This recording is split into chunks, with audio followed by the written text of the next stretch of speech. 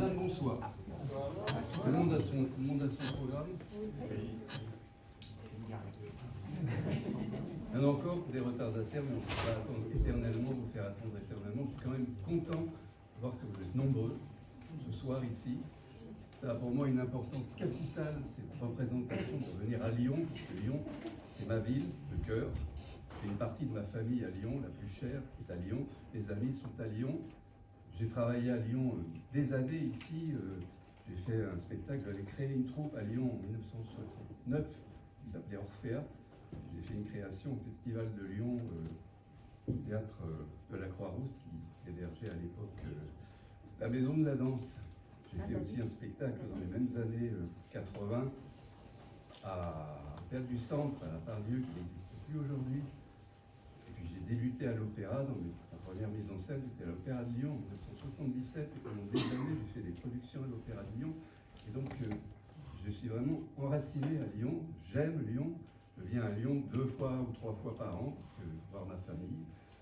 Et je suis content donc pour moi d'être ici, de voir qu'il y a autant de monde, parce qu'on est déjà venu souvent jouer à Lyon avec cette troupe, on n'a pas toujours eu autant de monde, je vous le dis. On en a eu quelques fois, mais pas autant. Et donc ça me fait plaisir. La deuxième raison pour laquelle je suis content d'être à Lyon, c'est qu'on joue Camelot à Lyon, que c'est la ville natale d'Alexandre Astier, l'auteur de Camelot. Ça constitue un peu une espèce d'hommage que l'on fait à Alexandre Astier, même s'il s'en fiche complètement et qu'il ne sait peut-être même pas qu'on joue sa pièce. Voilà. Donc, je vous souhaite de prendre autant de plaisir que j'en ai à vous voir. Et puis, je vous rappelle que ce serait bien si vous coupiez vos téléphones, parce que votre plaisir sera plus grand. Et puis, on se voit peut-être après, si vous voulez discuter un peu. Et bonne soirée.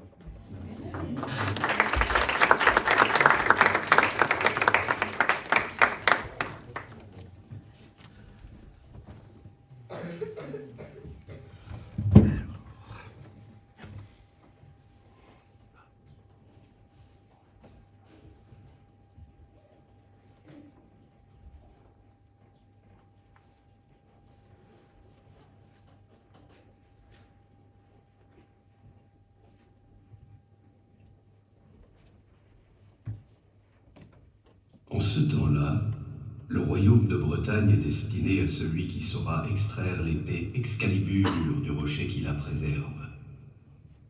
Une prédiction promet l'épée et la couronne au jeune Arthur Pendragon, fils du grand roi Uther Pendragon. Son concurrent le plus sérieux est Perceval le Gallois, surnommé le Niais, orphelin de père et que sa mère a isolé en forêt pour le préserver de la chevalerie. Une plante poussée toute seule, sans éducation, sans instruction. Un enfant sauvage en somme, surdoué mais laissé en friche. Les historiens principaux lui attribueront d'ailleurs plus tard la découverte du Graal. Lui aussi peut s'approprier Excalibur, mais il préfère laisser ce privilège à Arthur qu'il admire énormément. D'ailleurs, le voici qui arrive auprès du rocher où certains ont rendez-vous pour en découdre avec l'épée enchantée. Une arrivée certes en avance, Excusez-moi, je retard. mais à la bourre, comme à son habitude. Personne. Vous devez faire quoi déjà?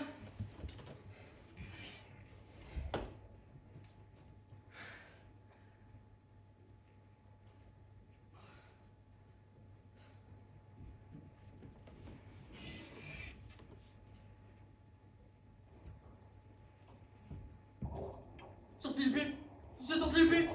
J'ai sorti l'épée! J'ai sorti l'épée, mais moi, sorti l'épée du machin! Ah bah, Arthur. Non. C'est une blague, j'ai rien sorti.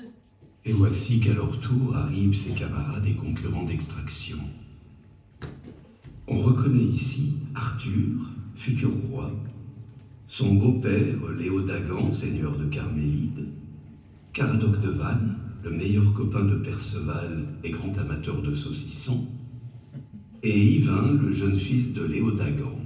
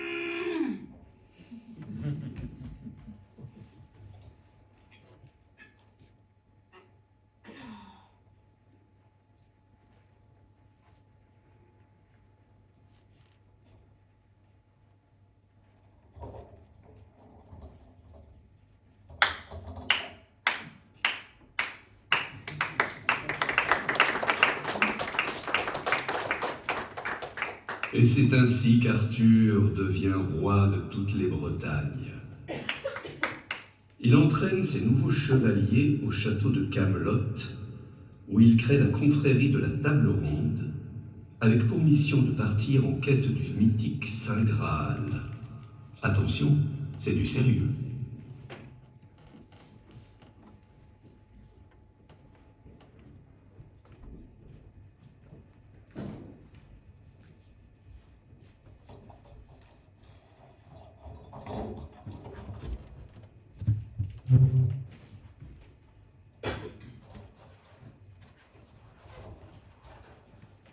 Arthur est marié à Guenièvre, la fille de Léodagan et de Dame Célie. Mais le couple n'a aucune relation amoureuse ou sexuelle. Le roi avait juré à sa première épouse mourante qu'il n'en aurait pas avec sa remplaçante. Résolu à leur faire naître un héritier par tous les moyens pour assurer la succession du royaume, Célie commande un filtre de fécondité à Merlin, le druide du château. Mais les choses ne vont pas forcément se dérouler comme prévu.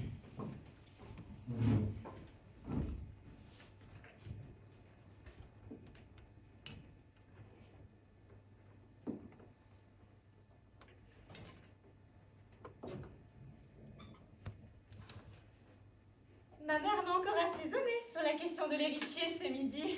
C'est-à-dire? Oui, toujours pas de petit-fils à l'horizon, que vont dire les gens? Mais qu'est-ce qu'à se mêler de ce que vont dire les gens, je vous assure. Alors moi je n'en sais rien, mais à votre avis, le fait que vous ne me touchez pratiquement jamais, ça a une influence sur la fécondité? Ça joue, ça joue. Bon, allez, Ça vient, je peux pas faire plus vite que la musique. mais maniez-vous le train, on va bientôt se mettre à table. Il faut le temps que ça épaississe, sans blague. Une potion de fécondité, ça ne se prépare pas comme un fond de veau. Alors arrêtez de discutailler, qu'on en finisse. Qu'est-ce qui vous fait dire qu'ils en veulent des enfants d'abord? Vous leur avez demandé leur avis au moins? J'ai pas d'avis à demander, un royaume sans héritier, c'est la porte ouverte aux fratricides, aux assassinats de couloir. Vous faites bosser contre le ré du roi alors. Vous voulez faire cramer. Oh, on dira pas que c'est vous. Et puis dites, on vous rassasie toute l'année à rien foutre, pour une fois qu'on vous demande un service, allez. Dans le vin. Mais pourquoi dans le vin? Il faut que ça se mélange au raisin mais faites ce que je dis, cherchez pas à comprendre. Bon, J'espère que ça va lui mettre un coup de fouet. c'est du garanti. Attendez-vous à des triplés. À table.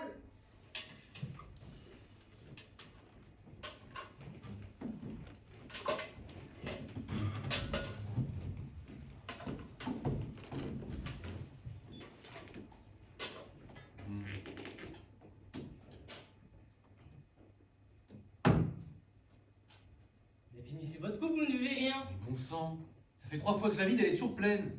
En plus, il est épais, ce picrate. J'ai l'impression d'avaler de la pâte à crêpes. Et on peut le goûter votre pain pour se faire un avis? Non, non, non, non, non, pas celui-là. Pas celui-là. En quel honneur pas celui-là? Pas celui-là parce qu'il ne vous en faut pas à vous. Mais vous êtes louf, non?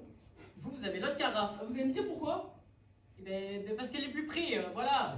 Vous en collez pas pour du vin quand même? C'est déjà pas bien convivial, maintenant c'est chacun sa carafe. Bah, honnêtement, moi j'ai rien contre partager, hein. Mais à part un mal de crâne du diable, vous perdez pas grand-chose. Il est un peu robuste, c'est tout.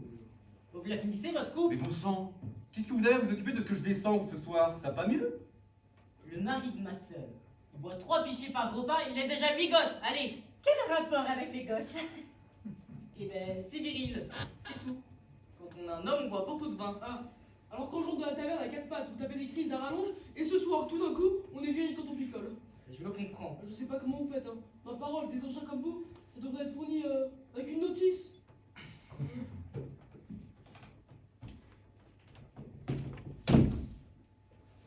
Qu'est-ce que je me sens mal? Ça tourne. Bah oui, vous qui supportez pas l'odeur du raisin. Ah non, oh non, non, non, non, parlez pas de raisin. Il y a vraiment des fois où il y a quelque chose qui m'échappe. Et c'est pour pas contrarier votre mère. Pour une fois qu'elle me sert autre chose que des reproches, vous pourriez apprécier. J'apprécie. Mais c'est pour vous faire passer la nuit avec 4 pattes dans le vomi. Oh non, oh non, non, parlez pas de vomi. Oh, mon pauvre ami. Ah, faut pas me toucher, hein. Je suis pas dans mon assiette. Eh ben, quand vous êtes dans votre assiette, on peut pas tellement vous toucher non plus. Non, non, non, mais là, c'est autre chose. C'est parce que je suis écœuré. Non, non, non, je vois ce que vous voulez dire, mais là, c'est une autre forme d'écœurement, enfin. Voilà. À l'heure qu'il est, dans la chambre de votre fille, il y a un tigre, une bête déchaînée. Le petit prince est en marche. Et qu'est-ce qu'on dit? Merci, mamie. Non, non, non, y a pas moyen. Je pige jamais rien à ce que vous dites. Mais vous pouvez pas comprendre. Ah, ça vient de là alors.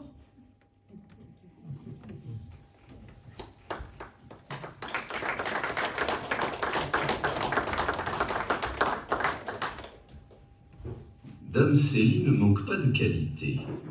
Elle a envie de s'essayer à la pâtisserie, avec pour commencer une tarte aux myrtilles. Ses cobayes de fin de repas sont Arthur, Guenièvre et Léodagan. Des critiques gastronomiques implacables, hélas pour elle. Bon, allez, beau-père, on se remet au Ah boulot? oui, ça va se faire tout seul, hein. Allez. Aujourd'hui, il y a du dessert. Non, moi ça va, merci. Si, il y a des gens qui ont pris la peine de faire un dessert. La moindre des choses, c'est d'y rester pour le manger. Il y en a marre de se comporter comme des sagouins avec tout le monde, sous prétexte qu'on a des responsabilités.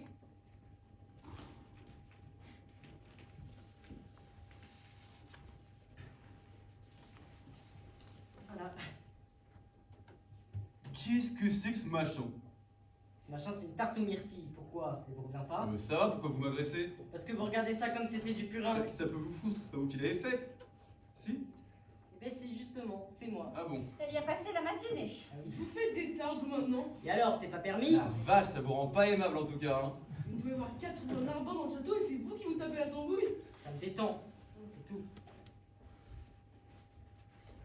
Bon, et ben, qu'est-ce que vous attendez pour la manger? Qu'il fasse nuit?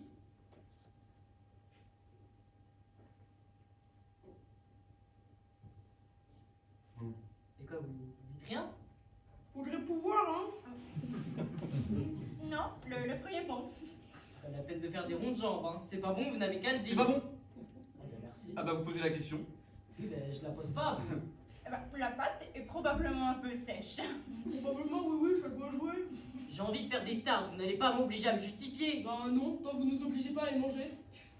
J'ai toujours rêvé de faire des tartes pour mes petits-enfants. Seulement, les petits-enfants, ils arrivent jamais.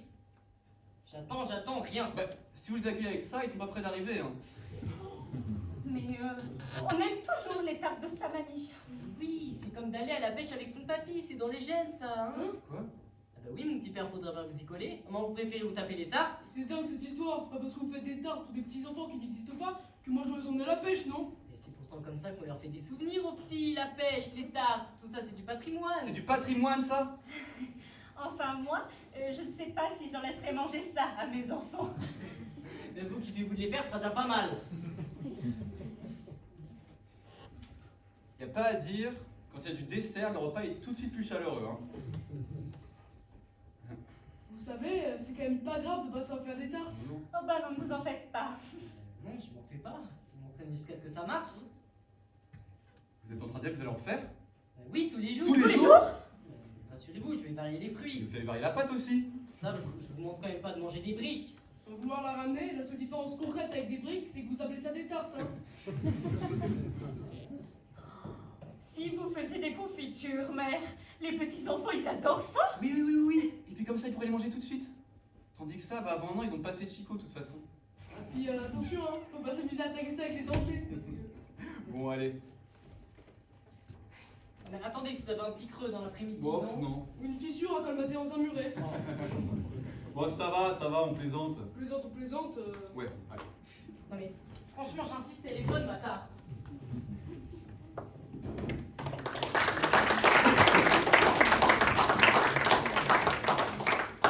La tarte aux myrtilles n'a pas plu à ses hôtes.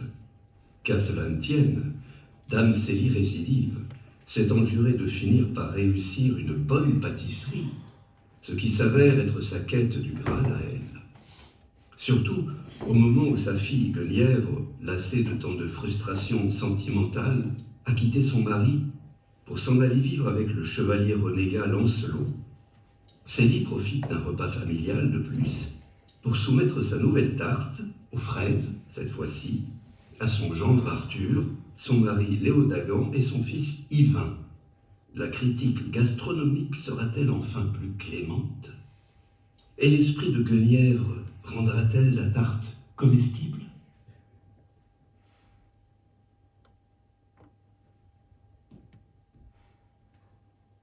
Bon, c'est chiant ce repas. Moi j'y vais, j'ai du boulot. comment ça c'est chiant? Ouais, c'est chiant. Vous êtes chiant. Vous n'avez pas décroché un mot tout le repas, chiant. Pas dans notre Et assiette. bah si ça vous êtes chiant, il n'y a jamais de demi-mesure avec vous. Sauf que vous arrêtez pas de gueuler si vous passez 1h30 à pas moufter. Qu'est-ce que vous gossez? Il paraît que vous avez du boulot. Bah j'y vais, tiens. Ben non, le boulot attendra, il y a du dessert. J'ai entendu le mot dessert. Ben voilà. Voilà quoi. Eh bien, l'ambiance ne semble pas au beau fixe, mais un beau dessert maison peut ramener l'ambiance au beau fixe. Et voilà.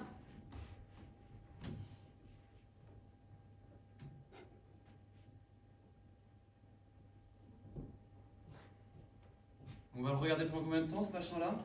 Ce machin-là, c'est une tarte aux fraises. C'est moi qui l'ai faite. On peut la manger ou faut rester né dessus plombé de demi encore? Mais oui, rassurez-vous, on va la manger. Bah si c'est vous qui l'avez faite, y a pas quoi être rassuré hein. Moi non plus. Moi non plus. Bon.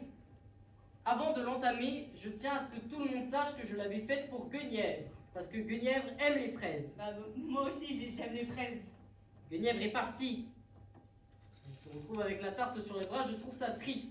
C'est pour ça que je ne me jette pas dessus comme la misère sur le pauvre monde. Parce que ma fille est partie et que ça me fait mal. Et à son père aussi. Non, moi ça va. Mais dites pas n'importe quoi, vous avez la mine basse et l'œil humide. Vous êtes triste. Je suis pas triste, j'ai la mine basse parce que je comprends pas pourquoi tout le monde a les yeux rivés sur une tarte aux fraises. Et puis j'ai l'œil humide parce que je lutte pour ne pas roupiller. Bon. Ben, sa mère et son frère sont tristes. Alors, c'est-à-dire que je vous entends dire que Guenièvre est partie. Hein. J'étais pas du tout au courant. C'est pas vrai, ça. En revanche, je suis triste pour un autre truc, mais ça me dérange d'en parler. J'estime que chacun a droit à son jardin secret. Vous et tous, c'est si difficile que ça d'avoir une pensée pour quelqu'un qu'on aime et qui est parti. Hein? Il faut forcément se jeter sur la nourriture comme des malheureux. Bon, une pensée c'est une chose, hein, mais la mettre en relation avec une tarte aux fraises. Et en plus, il y a pas d'être solennel, servez-vous. Allez, hein, par gourmandise.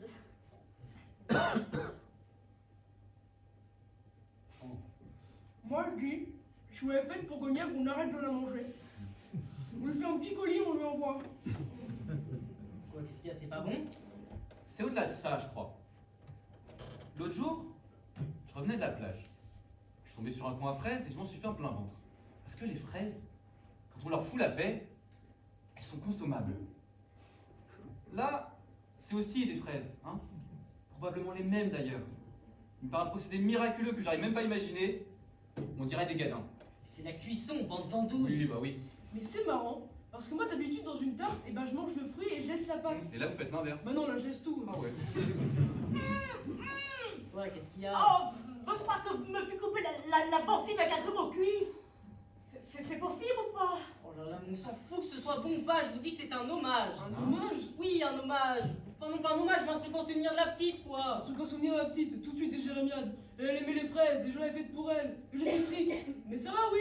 Elle est partie, elle va pas crever non plus. Par contre, nous, c'est pas dit, hein, parce que. En tout cas, Ouais. j'espère que vous n'allez pas faire des tartes à chaque fois qu'il y en a un qui se part du château, hein. Parce que moi je vais pas tenir le coup, je vous préviens. Ah, mais moi, la prochaine fois qu'il y a une tarte, je m'en fous, je m'en paye. non. Bah non, partez pas, il y en aura une autre.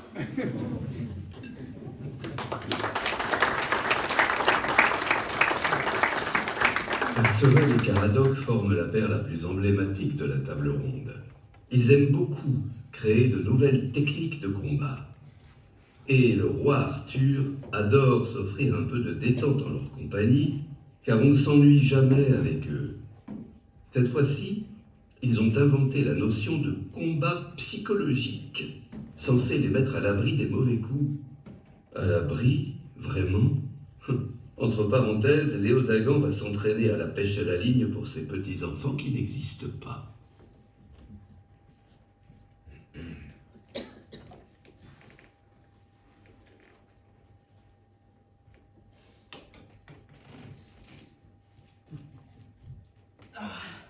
Oh, normalement, c'est plus vite, hein. Tac, j'esquive sur le côté. Du coup, je suis emporté par ma force et je vais me péter la gueule dans la main. Ça me laisse le temps de me retourner pour attendre la prochaine attaque. Ouais, mais attention, parce que j'ai le temps de prendre du sable. Vous l'envoyez dans les yeux. Ça fait rien, je me retourne comme ça. Ok, ça marche. Vous êtes où? Mais derrière. Ah ouais. On fait une pause.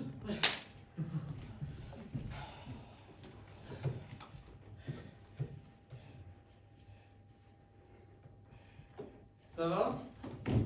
Oui. Ça vous fait pas la tête de glandouiller 24 heures sur 24? On l'andouille pas si on fait une pause. Une pause entre quoi? Et quoi, sans vouloir être indiscret? On est en pleine séance d'entraînement. Ah tiens donc. On est en train d'inventer une nouvelle technique de combat. Ah carrément. Une toute nouvelle technique, c'est ambitieux, hein. Ah bah je pense bien, hein. Surtout que vous connaissez pas les anciennes. Quand même, on a des bases. Oui, on a pris le maniement de l'épée comme tout le monde. Vous entraînez avec des saucissons donc. Ah non, là c'est la pause. Vous en voulez? Non, non, merci, ça va. Ah, vous savez, le gras c'est Non, la non, vie, hein. non, non, c'est bon, c'est bon. Vous entraînez sans armes du coup? Justement, j'en gère plus, nous. Nous, c'est ça notre nouvelle technique. Tout à main nue. Les armes, c'est pourri de toute façon. À part pour ceux qui aiment bien se répéter un peu. Enfin, on dit pas ça pour vous, sire. Tenez, il est très bon. Bon, premier point important de notre nouvelle technique, c'est l'esquive. Tout est là. Parce que l'ennemi n'arrive pas à vous toucher une fois.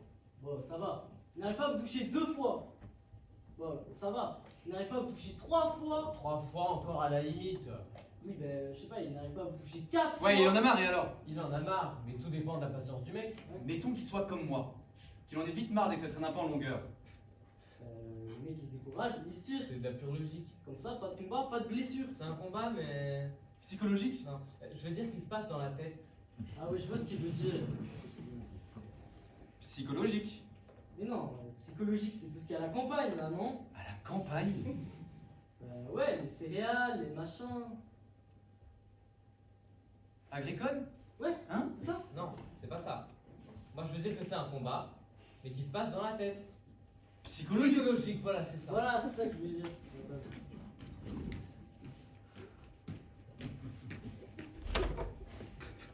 D'accord. Et c'est depuis ce matin que vous faites des combats psychologiques, vous. Exactement. Parce qu'en combat, le plus important, c'est de bien connaître ses points forts et ses points faibles. Ouais, parce que nous, en combat à l'épée, on n'était pas les meilleurs. Ah non, non, non. Mais là-dedans, par contre, ça carbure. Bon, mettons. Là, s'il y a une attaque du côté, je me baisse. Puis je remonte naturellement. Mais il faut faire gaffe au coup de pute. Si l'autre il retape direct, je me tiens prêt à me rebaisser. Se baisser? Bah, ça va un peu vite, mais j'essaye, ouais. Bon. Alors maintenant, plus dur. Dans le cas d'une attaque horizontale venant par le dessus. Vertical donc. Ah non, vertical, on vient de le faire. Vous voulez qu'on le Ah, refasse? c'est bon, c'est bon. Bon, le coup arrive et j'ai le choix entre la gauche et la droite. Tac, gauche, Droite. non, la droite on la fera plus tard. Ne vous inquiétez pas, si on va tout vous montrer. Bon, allez. Allez. On fout les jetons quand même. Allez-y franco, de toute façon je vais esquiver. Vous êtes prêts? Prêt. Oh! J'ai fait trop fulgurant là, ça va? Oui. Vous venez de me relever.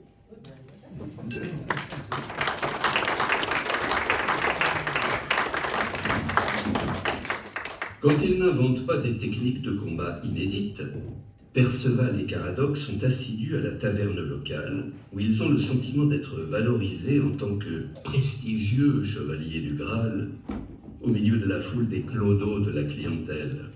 C'est là qu'ils passent des heures à s'amuser avec le tavernier, à des jeux qu'ils sont probablement les seuls à comprendre, et encore, ce n'est même pas certain.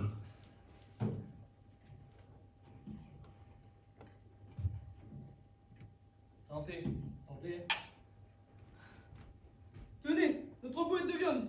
C'est pour faire passer à vos sauces et cadeaux de la maison. Ah bah merci. Merci, c'est gentil. Vous savez, j'aime bien quand vous êtes là. Ah, ça va bon? Et les gens, ils sont en sécurité. Hein. Et bon, pour nous, la présence de grands chevaliers, c'est prestigieux. Hein. On va vous laisser fermer, patron. Hein. Mais pensez, vous me dérangez. Si on va prendre du souci quand même, merci, hein. C'est gentil. Allez. Vous voulez qu'on se fasse un cul chouette? C'est pas une mauvaise Ouais. idée. Je sais pas, si vous avez le temps. Le temps de quoi? Eh ben, on se fait un petit cul de chouette vite fait et puis après on rentre. Ouais, c'est Un bon. cul de chouette, vous voulez dire quoi? Asseyez-vous. Allez, Tenez, à vous de faire. allez, c'est parti. Alors, je commence pas fort, un bleu rouge. Un bleu rouge? Ouais, Eh quoi? ben, mais c'est quoi que vous faites là? Ah, mais je suis bête. Vous devez jouer avec les règles à l'Aquitaine, vous.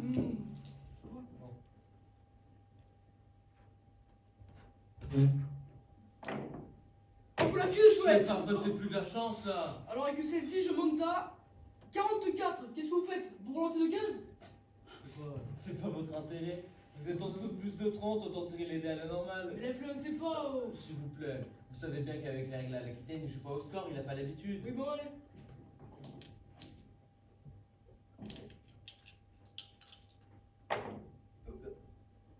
Vous dites pas. Cul de chouette? Cul de chouette?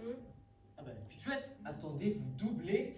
Je vous préviens, hein. Avec un dessous le 30, si la doublette elle passe pas, vous êtes sorti du jeu. Hein. Allez-y si vous le sentez, mais c'est risqué. C'est vous le patron. C'était risqué. C'est quand même beau de tenter, hein. Bon bah du coup vous sortez du jeu. C'est la règle, c'est dommage. Allez.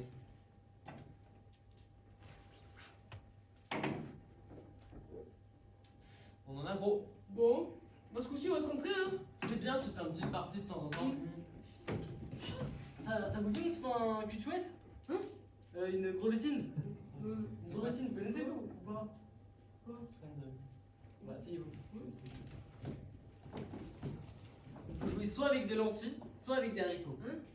Donc le premier qui annonce la mise, il dit mettons lance de 16 ou lance de 32 ou une quadruplée qu'on appelle c'est une lance de 64. Parce qu'on annonce toujours de 16 en 16 sauf pour les demi-coups. Là, celui qui est à ma gauche, soit il monte au moins de 4, il dit passe grelot. Soit il paraît qu'il va monter de 6 ou de 7, il peut tenter une grelottine. À ce compte-là, il joue pas, il attend le tour d'après. Et si le total des mises des deux autres partenaires suffit pas à combler l'écart, là il gagne sa grelottine. Puis on recommence avec des mises de 17 en 17. Donc là, mettons le suivant. Il annonce une quadruplée. Elle vaut, je sais pas, 68. Il peut soit contrer, soit il se lève, il tape sur sa récompense, en criant grenade sa picote et il retente la relance jusqu'au tour d'après. Vous avez compris? Le problème, c'est que j'ai ni lentilles ni haricots. Merde. Merde. Dites, quand on parlait de notre prestige tout à l'heure, Ouais, ben. à votre avis, il était sérieux, il se foutait de nous? D'un autre côté, il y a que des clodos dans son boui-boui, hein. C'est pas compliqué d'avoir du prestige. Moi je dis qu'on devrait passer plus de temps au milieu des clodos. C'est pas faux.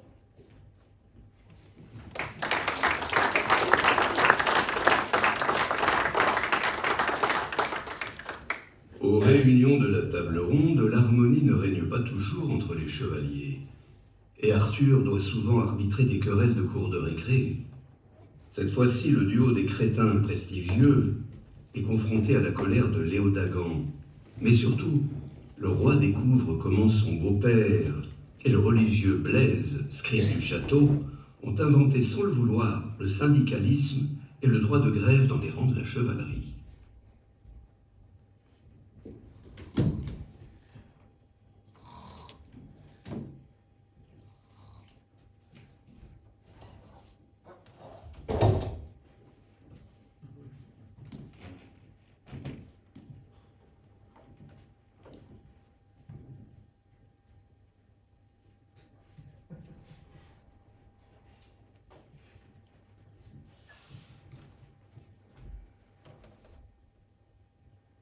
Vous vous rappelez quand on s'est pris la peinée contre les Saxons? Dans la forêt de Péridon.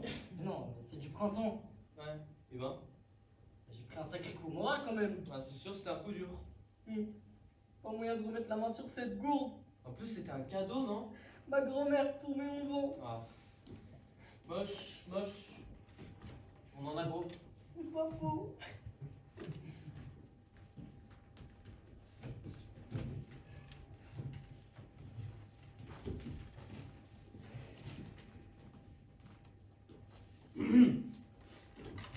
Bon, c'est quoi le problème exactement? Le problème, c'est que c'est toujours un peu les mêmes qui se tapent le sale boulot. Si vous voyez ce que je veux dire, hein, ouais. Non, je vois pas ce que vous voulez dire. Ah, alors quand il s'agit d'aller se dorer les miches en armorie pour demander aux filles si elles n'ont pas vu le cul de Lulu, là, il y a des volontaires, hein, Non, ouais. sire, j'étais allé transmettre vos vœux à la fille du roi OL.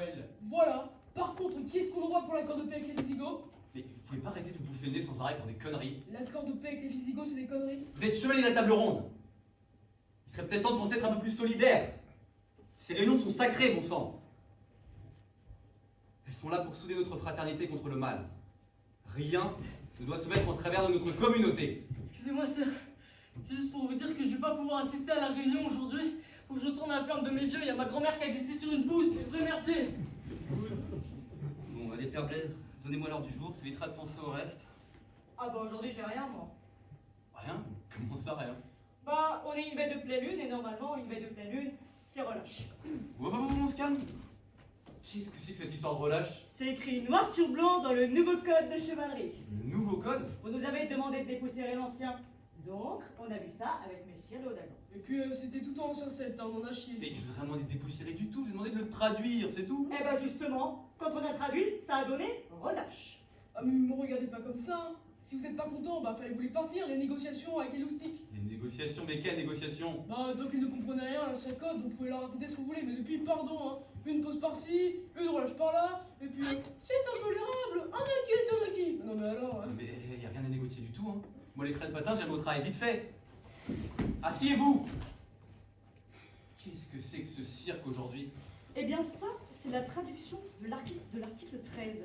Si l'honneur du chevalier est bafoué pendant une assemblée, celui-ci pourra recourir à son droit de vidage. Son droit de vidage. Oui, je suis d'accord avec vous, c'est pas la meilleure traduction qu'on ait trouvée. Excusez-moi, sir. J'ai oublié ce que je devais faire.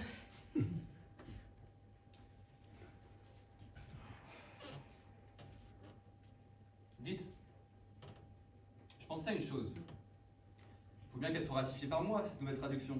Ratifié? Validée, quoi. Oui, oui. Parce que si je refuse de la signer, C'est l'ancien code qui s'applique. voilà, Ah oui, mais non. Non, parce qu'avant de prendre des décisions, il faut voir les bons côtés. des bons côtés. Oui, parce qu'avec le nouveau code, ils prennent plus de pauses et du coup, ils sont plus reposés. Et moi, je pense au combat. Moi, je pense que si on met pas l'eau là tout de suite, on va finir par nous les demander pendant les combats, des pauses. Ils ont déjà demandé, c'est ça? Paragraphe 16, alinéa 4. Pendant les temps de pause, ouais. Maintenant qu'on a vu les bons côtés de la nouvelle traduction, peut-être la foutre en l'air et prendre l'ancienne? Excusez-moi, sir, moi j'ai une question par Oui. rapport à ça. On a droit à ça à l'article 7 de je sais plus quoi là? Et ben justement, Père Blaise, l'article 7. Anal nafrak udras biosat dochiol dianfe. Ça répond à votre question? C'est bon, il n'y a plus de droit. Ah, vous voulez qu'on relise l'article? Non, non, non, c'est bon, je vais comprendre.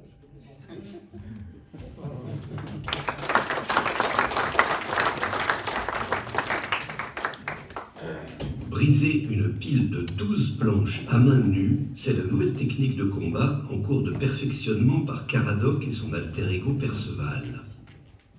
Vont-ils arriver à épater Arthur? Mais le roi ne demande que ça finalement. C'est pas faux, non? Un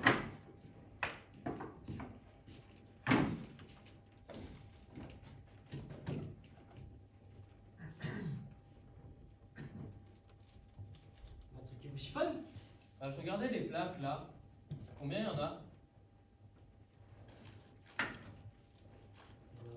7? 7. Ouais. Parce que je me disais, premier jour d'entraînement à la casse, attention à pas sauter des étapes trop vite. Ça casse une fois alors? Et bah, à mon avis, avec 5, on a pas commencé. Allez. Prêt? Ouais? 3, 2, 1. Vous savez, quitte à roupiller, autant rester dans vos pioles. Hein. Ça sert à rien de vous mettre en tenue. Dis pas, si on se prépare. Qu'est-ce que vous manigancez avec ça? Pour notre entraînement à la casse. On a décidé de commencer assez modeste. Tu vas faire plus haut que prévu. Progressif. Vous allez casser les planches là. Ouais? À main nue. Ouais. Ouais. Ok. Qu'est-ce que vous faites? Bah, je devais aller quelque part, mais ça fait rien. On va se rester 2 minutes. Ah, mais je vais vous dire, même si le pays était à feu et à sang, il serait hors de question que je manque un truc pareil. Allez-y, allez-y, ouais. Prêt? Bien sûr. Ah, bah, moi, ouais. Hein. 3, 2, 1. Attendez. J'aimerais vous dire quelque chose. Je gueule souvent contre vous, hein, ouais. Je suis un peu sec, tout ça, mais pour quelqu'un comme moi, qui est facilement tendance à la dépression, oh, c'est très important ce que vous faites. Ah ouais? Bon. Ah ouais, parce que je sais pas comment dire, mais c'est systématiquement débile, mais c'est toujours inattendu. Et ça c'est très important pour la santé du cigare. Je vous embête plus, allez-y. Bah, il faut essayer de concentrer sa force vers le bas.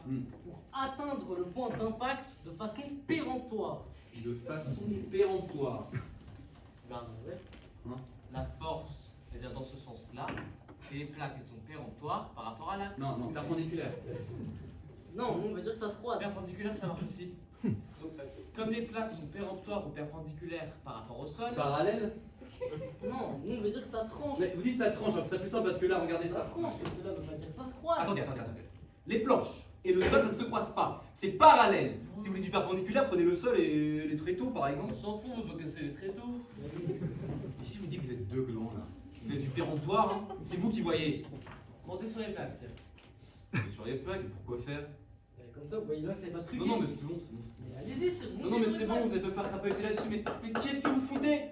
Enfin, je vous compte qu'il n'y a pas de système caché. Mais arrêtez ce cirque là, je vous dis qu'il faut que j'aille quelque part, alors j'attends que vous pétiez un bras et je me casse, pas ni plus trop. On va pas se péter un bras. À partir du moment où c'est bien péremptoire. Ouais, sauf que... Quoi encore? Un truc qui vous gêne? Et bah, je me demande si 5 plaques, ça fait pas un peu gonzesse quand même. Et qu'est-ce qu'il fait alors? À mon avis, avec 12, on a de quoi commencer. Ah ouais, après on fera 13, 14, 15, enfin tous les chiffres en paire jusqu'à 22. Ouais. Bon, prêt? Prêt, sûr? Ah bah moi ouais, hein. 3, 2, 1. Ah! Vous voulez qu'on essaye avec 10? Allons-y.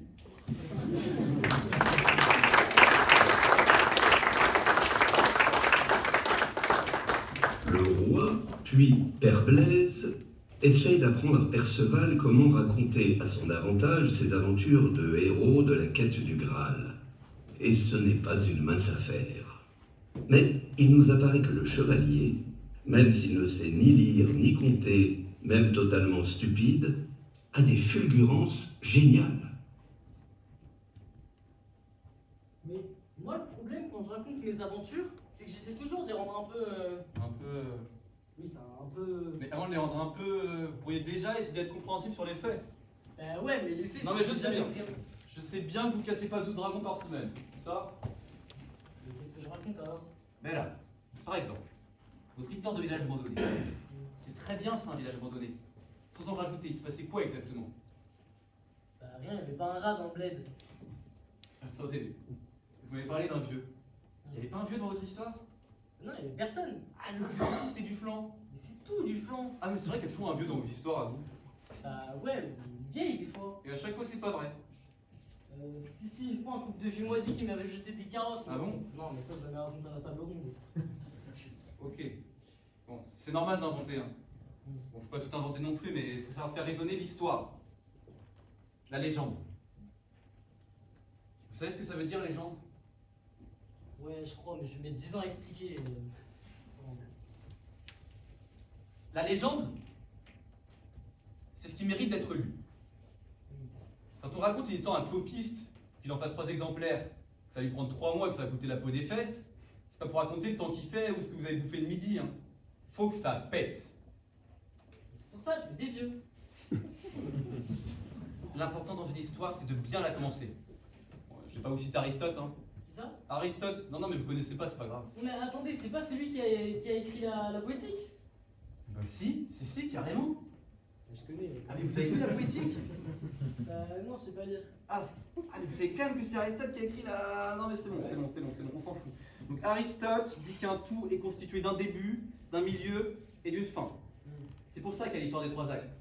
Les 3 actes, c'est pas les bonnes femmes qui sont mythos, puis des c'est qui ont forcé les mecs de Bethléem à construire les pyramides.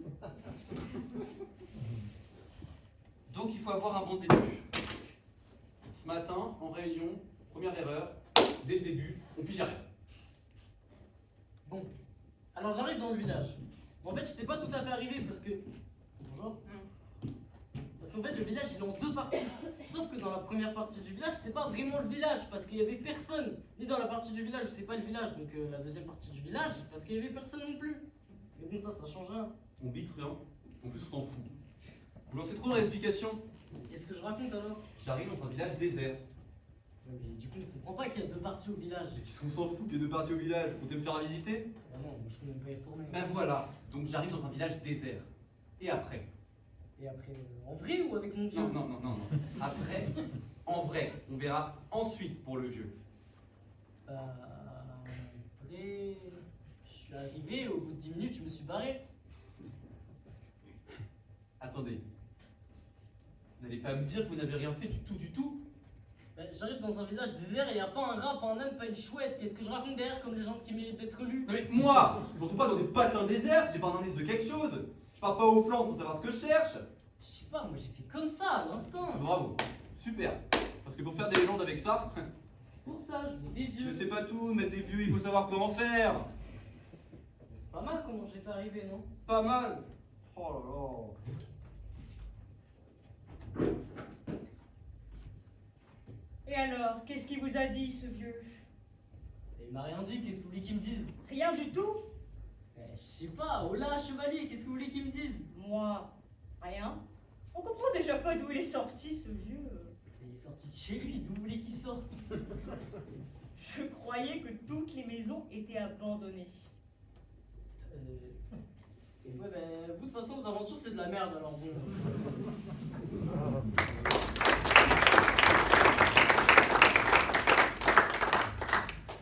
Quand Arthur entreprend d'éduquer ses chevaliers au maniement de la catapulte, il faut s'accrocher.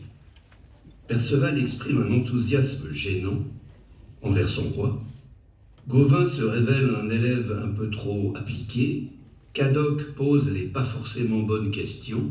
Et Yvain n'a même pas le droit à la parole. On apprendra en cours de route avec Perceval la nuance entre catapulte et maquette. Mais je comprends pas. Vous êtes plus un novice. Je sais, mais j'aime bien que vous m'expliquiez. Ouais, ok, super, mais les autres, qu'est-ce qu'ils vont penser? Pour eux, vous êtes un chevalier accompli. Et là, ils vont vous voir en train de prendre une leçon. Ça fait hyper bizarre, non? Bah non, ça prouve que j'ai de l'ubiquité. De C'est pas de l'ubiquité. De l'humilité. L'humilité, c'est pas quand il y a des infiltrations.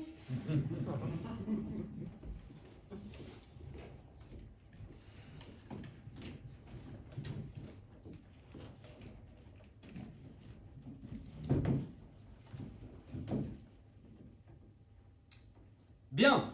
Votre maître d'armes étant aujourd'hui indisposé, c'est moi qui vais vous donner la leçon. Sans déconner, on a du bol ou quoi? Non, Perceval, s'il vous plaît. Mais attendez, le roi en personne. Perceval, pas trop de commentaires, sinon on va pas s'en sortir.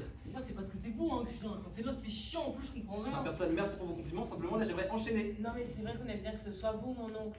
C'est un peu moins guindé. Il y a plus de naturel. Mais oui, le maître d'armes, il est tout raide, on dirait qu'il a une lance coincée. Aujourd'hui, nous allons parler de la catapulte. Ah. Non, pas de A, pas de rien, maintenant tout le monde écoute. Vous allez voir, c'est hyper bien.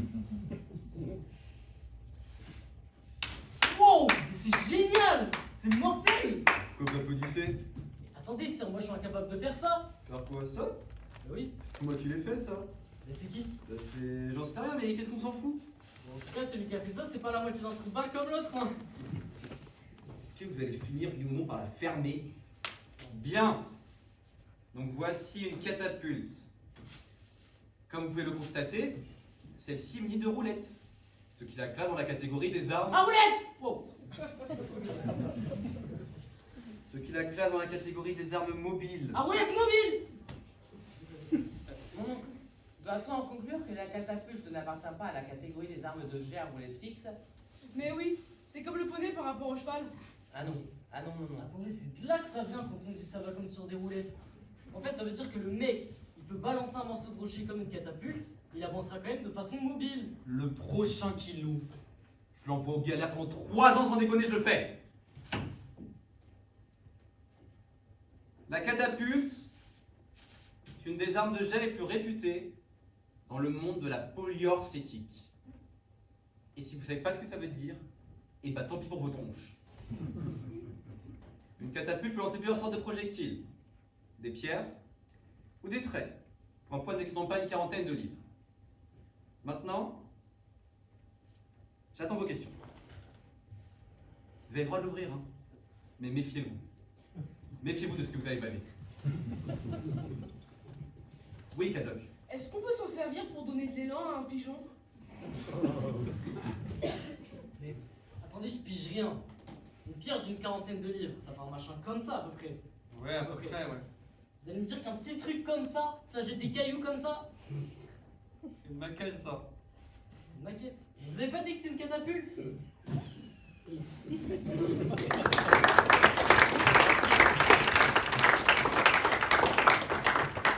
Le combat, c'est mieux sans armes ou avec un marteau géant?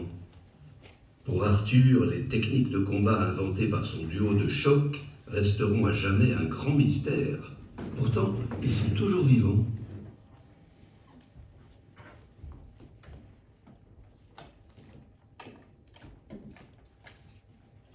Allez. Vous êtes sûr, hein? Sûr. Prêt? Prêt. Ah! Vous l'avez pas senti? Ah si. Vous l'avez pas senti venir? Ah non. Non, on n'est pas taille pour la technique à l'aveugle. Il y a qu'en s'entraînant qu'on a une chance d'y arriver. Non mais là on se court, c'est sûr, faut appeler Arthur, juste qu'il nous explique. On est des hommes ou pas? Jusqu'à quand on va rester dans ces jupons? Mais non, mais juste qu'il nous explique une Il y a dernière rien fois. à expliquer. Attaquez-moi. Sûr, je ferme les yeux. Ah, un truc que j'ai pas pigé, on peut pas appeler Arthur. Arthur! Je vous préviens, j'ai pas que ça à foutre, alors maniez-vous le tronc. Vous savez votre truc, on ferme les yeux pour se battre? Non, Mais si, vous nous avez expliqué l'autre fois là, on Ouais, ferme les yeux, je sais pas. ferme les yeux. Vous avez dit ça. non, j'ai pas dit ça. Si, vous avez dit ça. Non, Si, non, j'ai dit non, ça, non, non. non, j'ai pas dit ça. Si. J'ai dit. Vous avez Non, dit j'ai dit, ça, non, j'ai dit qu'il fallait maintenir son regard à 30 degrés quand on subissait une attaque. Que dans l'absolu, on n'était pas obligé de regarder son adversaire. Mais c'est une image, ça. Ah, c'est ça, sauf que nous, le machin de 30 degrés, on a laissé ça de côté. Bah c'est malin, c'est ce qu'il fallait retenir. Bah, on a essayé de piger quand même. 30 degrés, c'est un rapport avec la température. Non. On a fait des tomber alors. On avait essayé un truc avec des glaçons. C'est naze. 30 degrés, c'est un angle. Un angle. Oui. Les angles, c'est un peuple. Non, enfin si, mais là on parle pas de ça. C'est hyper compliqué quand même. Bon allez, je me casse, on va encore durer 3h30. Ah, attendez 2 secondes, 2 secondes. Mais vous vous rendez compte que vous savez même pas ce que c'est qu'un angle? Bah, vous nous expliquez et après on comprend. Mais oui, c'est ça notre force, nous expliquer un truc une fois et puis après, tac, c'est rentré. Ouais. Il faut essayer de ne pas regarder son ennemi en face.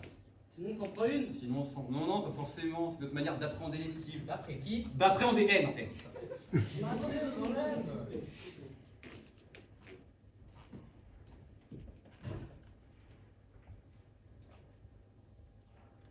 Quand l'ennemi vous attaque de face, le réflexe, c'est de monter au contact. Hein?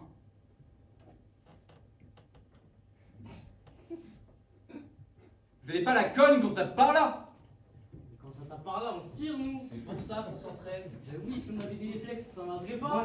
Voilà. Donc moi, je vous parle d'une technique d'esquive qui consiste à trouver l'exact bon moment pour se retirer. Allez, on essaye, placez-vous. Ok. Si je me retire trop tôt, vous avez le temps de le voir. Du coup, vous attaquez pas. Allez-y, attaquez.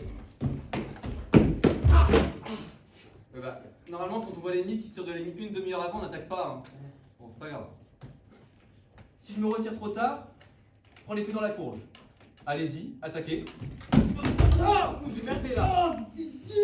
Pour trouver le moment exact, il faut bien sentir l'adversaire. Ok? Il se trouve qu'on le sent beaucoup mieux quand on ne le regarde pas directement. Comme ça. Allez-y, attaquez. Voilà. C'est mortel. On va les exploser, les femmellettes en face. Bon, allez. À nous. Bah, vous attrapez pas le marteau?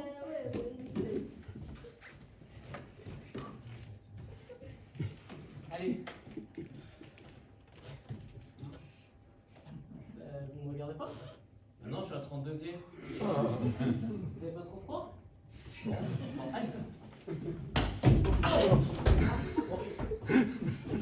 Non, bah, aucun souci. Le marteau, c'est bien ça.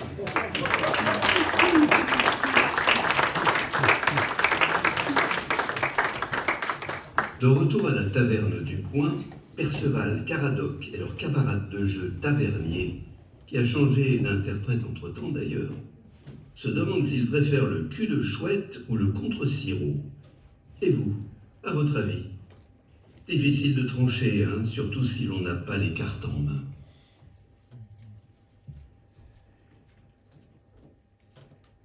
Ah, et si vous allez vous mettre à une table? Je sais pas, qu'est-ce que vous en pensez? Ça m'est égal. Bah, votre table, elle est propre. Je viens de remettre une bûche au feu. Vous allez être comme des engelés là-bas. Moi, je suis pour, hein. Allez, hein. Ça va prendre le temps par les cordes. Quoique, il commence à se faire tard, on va peut-être se rentrer. Ouais. Bon. Merci. Bonne soirée. Et serait-il pas partant pour un petit cul de chouette? Ça se refuse pas. Hein. Le quelque chose, c'est le jeu de la dernière fois, là, avec les dés. Ouais. Allez, un peu de détente, ben Dieu, on n'est pas des chevaux de trait. Je me souviens plus, on jouait avec les règles à l'Aquitaine ou pas? Moi, ça m'est égal, hein, c'est le seigneur Perceval qui choisit. Ah bon? Selon ce que vous avez l'habitude. Qu'est-ce que vous préférez mieux? Ah bah, moi, ce que je préfère mieux, c'est qu'on joue un jeu de chez moi. Alors moi, les jeux du pays de Galles, hein, j'en connais pas des masses. Hein. Le plus facile à apprendre, c'est le sirop. Le sirop? Ouais, mais avec les règles simplifiées, hein, parce que les règles originales, elles sont velues. Bon, le truc, c'est que normalement, ça se joue à 3. Ah bon, on va se démerder. Bon, le principe, c'est de faire des valeurs. Donc là, mettons, on est 3, il y a 3 valeurs à distribuer. On va dire sirop de 8, sirop de 14 et sirop de 21. Ouais, mais qu'est-ce que vous entendez exactement par sirop? Non mais vous occupez pas des sirops tout de suite. Ce qu'il faut comprendre d'abord, c'est le système des valeurs. Mettons que je lance une valeur en début de tour. Mettons un sirop de 8 pour commencer petit. Les autres ont le choix entre laisser filer la mise ou renvoyer un sirop de 14. C'est intéressant son tour. Dans le sens des valeurs, c'est pour ça qu'il faut bien comprendre le système des valeurs et après ça va tout seul. Ouais. Je crois qu'il faudrait quand même faire un tour pour rien, hein, parce que là, moi, j'arrive pas bien à me représenter, là. Hein. Bon, alors mettons que j'ouvre avec un sirop de 8. Si c'est vous qui avez siroté au tour d'avant, ça tombe dans votre sens. Soit vous laissez filer la mise, vous dites file sirop, soit vous sentez de relancer, vous annoncez un sirop de 14. Vous, quand on a commencé les annonces, vous n'avez pas le droit de laisser filer. Soit vous relancez un sirop de 21, soit vous abandonnez le tour et vous dites couche sirop, ou sirop Jeannot, ça dépend des régions. Puis après, soit je refais la partie, soit je fais un contre-sirop, et boum! À partir de là, sirop de pomme sur 21, et on retente la relance jusqu'au tour d'après. À la gagne, il n'y a que 3 possibilités. Soit vous faites votre sirop de 8, vous dites beau sirop, et on recompte. Soit vous faites votre sirop de 14, vous dites beau sirop, mais sirop, siroté, et on vous rajoute la moitié. Soit vous faites votre sirop de 21, vous dites beau sirop, mais sirop, siroté, gagne sirop, sirop bon passe montagne, sirop bon goût. Vous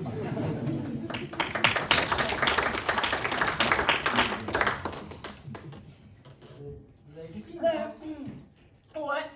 Alors, je crois qu'il faudrait quand même faire un tour pour rien. Vous avez raison de simplifier. Alors, même simplifier, moi, j'arrive pas encore bien à me représenter. Bah après, moi j'aime bien l'original, mais bon, les gens ont envie de se faire une petite partie tranquille pour se détendre. S'il faut passer 3 heures à apprendre les règles. Et qui commence? Pour le premier tour, ça n'a pas d'importance. Je me lance, hein. Ah, non, mais ça joue pas avec des dés, hein, ça joue avec des cartes. Ah bon? Mais j'en ai pas, moi, des cartes, c'est dommage. Ah merde. Non, mais c'est pas grave. De toute façon, ce qui compte, c'est les valeurs. On joue?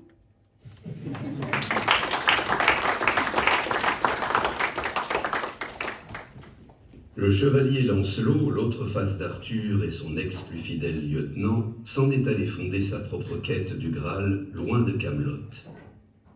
Comme il aimait en secret la reine Guenièvre et que celle-ci en a marre de n'être rien pour son époux, elle l'a rejoint pour entamer avec lui une vie commune espérée plus euphorisante. Le jeune couple et maman Célie se trouvent en cachette dans une taverne inconnue dont le tenancier leur dévoile innocemment le peu d'estime qu'il voue à la famille royale.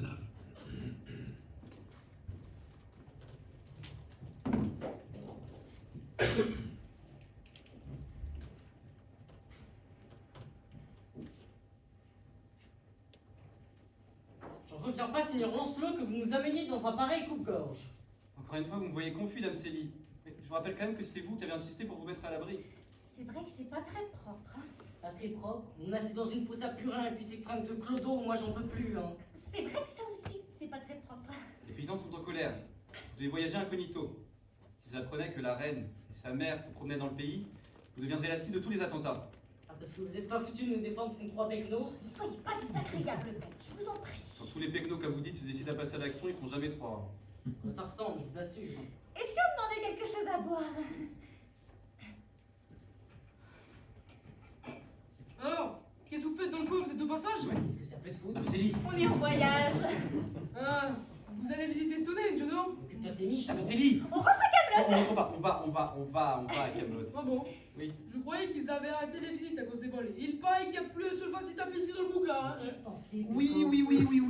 Il paraît qu'ils ont dérobé tous les cuivres. Oui, notamment une magnifique petite coupelle ouvragée à motifs floraux pour ranger les perles. Bah moi, j'ai jamais mis un seul de pied sur Camelot. Encore heureux. Dame Célie, taisez-vous. Je sais pas si c'est naissance ou quoi, mais bon, moi la vie du bourgeois ça me fait de l'aérophagie. La vie du bourgeois. On voudrait pas vous soustraire à vos clients là. Non. Ouais, c'est ça, cassez-vous, ça fera bière. Vous savez, il paraît que c'est très beau, Camelot, hein, une vraie petite merveille. Oui, c'est vrai. Au niveau des pièges, sont bien agencés. Hein. Mais bon, pour les guignols qui se trouvent dedans, c'est pas une tisane. Taisez-vous. Mais qu'est-ce qui vous fait dire ça? C'est peut-être des gens très bien à Camelot, hein, vous savez. Des gens très bien, ça se saurait entre le roi qui est incapable de délicher son Graal et la reine qui est con comme une chaise. Là, j'en peux plus, je compte jusqu'à 10 et je me barre, je préfère encore le froid. On attend la fin de la tempête. Si la tempête elle dure 3 jours, on va prendre 2000 pensions peut-être. Ah mais merde à la fin, je suis pas responsable du temps qu'il fait. Et vous n'avez rien à dire. Oh, je n'ai rien à dire, moi. On n'a rien à dire quand on est con comme une chaise. Mais taisez-vous bon sang, vous allez vous faire égorger. Ah, parce qu'on peut se faire égorger. Ah bah super, bravo, chapeau bas l'escorte, vous êtes un beau champion. Vous savez ce qu'elle vous dit, l'escorte? Qu'est-ce que c'est que ce nouveau genre, Seigneur Lancelot? Vous oubliez peut-être que vous parlez à des grosses bourges.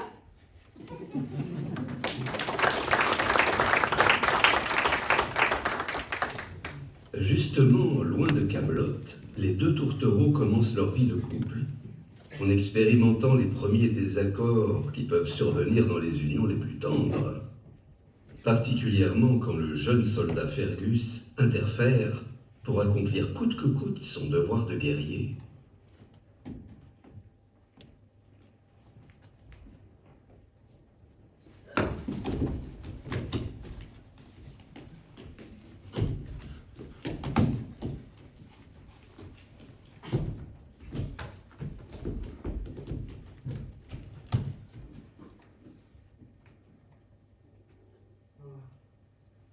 Vous avez bien dormi? Non. Ah, vous avez eu froid? Oui, j'ai eu froid. Mais surtout, je me suis fait piquer par des bêtes. Oh, je suis confus. Je peux faire quelque chose? Oh, vous êtes un ange. Oui. Vous auriez quelque chose à manger à portée de main? Non. Ah. Enfin si, mais pas portée de main. Enfin, je peux aller vous chercher de l'eau fraîche. C'est une trentaine de minutes, quoi. Non, non, non, ne vous dérangez pas.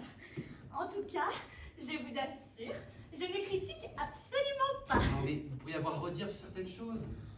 Eh bien, il m'arrive de penser qu'en modifiant légèrement quelques petites bricoles, nous pourrions améliorer le cadre de vie. Mais c'est qu'un détail. Ah, non, mais allez-y, dites-moi. Eh bien, par exemple, nous dormons au ras du sol. Oui. Surélever légèrement la couche nous permettrait de nous protéger des insectes. Mais la cabane est sur pilotis.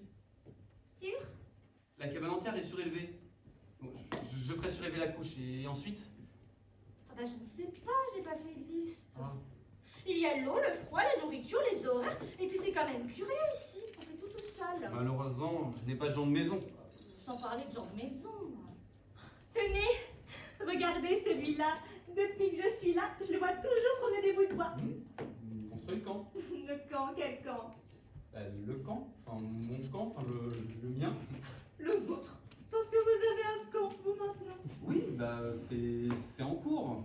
Mais qu'est-ce que vous allez en faire? C'est pour l'armée. L'armée. Et pourquoi faire une armée? Et pour la conquête, la chevalerie, enfin le Graal, quoi. Le Graal, parce qu'il vous occupe encore de ça. Plus que jamais, hein. Non, non, non, nous sommes libres, nous sommes seuls. Laissez-les à Camelot se dépatouiller avec leur Graal. C'est impossible, ils en sont incapables. Eh bah tant pis, ils ne le trouveront pas. Mais nous, qu'est-ce qu'il nous manque? Rien. Maintenant que vous m'avez, vous manque-t-il quelque chose? C'est justement maintenant que je vous ai. Il me tarde de vous couvrir de gloire. Mais on pourrait pas avoir une jolie petite maison, se faire un petit potager, faire pousser quelques salades. Quelques salades. Oui, quelques salades. Ou autre chose, je m'en fiche, j'aime pas la salade. Je vous avoue que je vous suis plus très bien là. Eh ben, faites surélever la couche déjà. Ah, mais comme je vous l'ai dit, la cabane est sur... Oui, bah la cabane est sur Pyroli, bah faites pas surélever la couche. Qu'est-ce que vous voulez que je vous dise? Mon brave, excusez-moi. Qu'est-ce que vous faites? Pourquoi n'avez-vous pas 5 minutes votre petit manège pour nous préparer une bonne omelette aux champignons?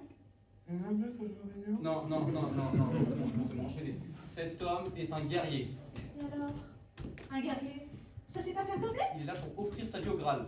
Il offre pas sa vie au gras, il charrie des bouts de bois, faut pas déconner!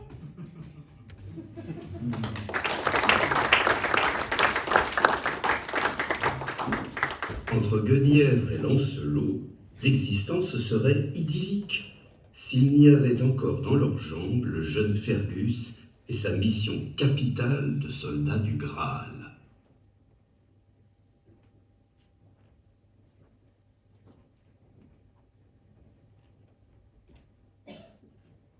Seigneur Lancelot. Seigneur Lancelot. C'est bon, j'arrive. De quoi? Zut, pas moyen de réunir, t'asseoir. De quoi? Pas maintenant. Eh, mais J'ai dit pas maintenant. Vous êtes méchant. Oui, bah oui. Super. Me voilà, mon ami. Mais que se passe-t-il? Rien du tout, ma reine. Je cueillais pour vous ce modeste bouquet. Oh, quelle délicieuse attention! Oui. Mais je vous en prie, ne dites plus ma reine. Appelez-moi Guenièvre, simplement Et Guenièvre. je ne sais pas si j'oserais. Il n'y a plus de reine, plus d'âme. Fini le protocole. Me voilà tout aussi simple et sauvage que ces fleurs. Oh, je veux m'habiller de lierre, me coiffer de roseaux. Vous coiffez de roseaux. Oui, je sais, ça ne veut rien dire. Non. Mais mais je m'en fiche. Je dis ce que je veux. Pute, merde, chier, Marraine, verge. Guenièvre, je vous en prie. Attends, que je ne sais pas exactement ce que c'est. Contenez vos élans, ma douce amie. Les hommes viendraient à se questionner et... Pardonnez-moi, cher compagnon. Je serais honteuse de vous placer en mauvaise posture. Excusez mon allégresse. Voir heureux est un émerveillement. Je l'ai tant souhaité en secret, me suis si souvent retrouvé dépourvu que... Seigneur, lance-nous. Ne vous tourmentez plus. L'époque dont vous parlez est maintenant révolue. Offrez-vous à ce qui vous attend. Seigneur, lance-nous. Guenièvre, Guenièvre. Ici maintenant, laissez-moi vous promettre que... Seigneur, lance-nous. Je reviens. Seigneur, ici et maintenant, laissez-moi vous promettre. Mais Fergus, vous perdez la tête. Non, non. Vous allez m'aller, mais non, oui. Il y a pas assez à faire en ce Fergus, moment. qu'est-ce que vous faites?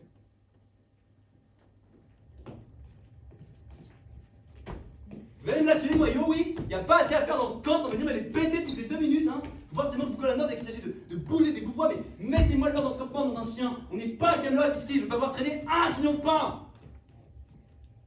Revue d'état dans un quart d'heure, allez où? Par là. Maman, mon marteau. Oui. Merci. Oh là là.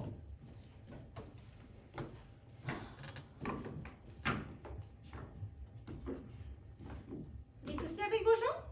Non, non, non, non, non. Quelques mauvaises habitudes à tordre. Vous étiez sur le point de... Oui, si le sort est un jour à nous séparer, Ne dites pas cela! nous devons nous préparer au pire. Guenièvre, laissez-moi vous promettre solennellement ceci. On fait quoi quand on a fini?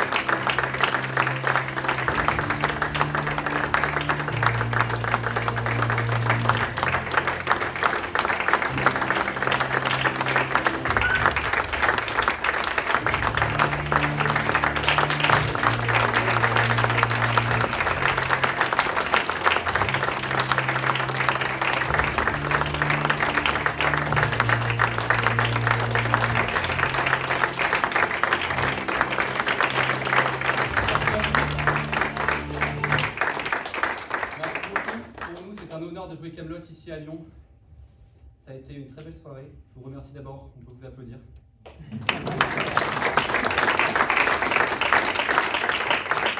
Pour nous, la tournée continue. On va retourner dans notre région, la région niçoise. On a encore quelques dates. Donc, si le spectacle vous a plu, n'hésitez pas à en parler autour de vous. N'hésitez pas à commenter nos publications sur les réseaux sociaux. C'est notre meilleure publicité. En tout cas, on vous remercie profondément et à bientôt, j'espère.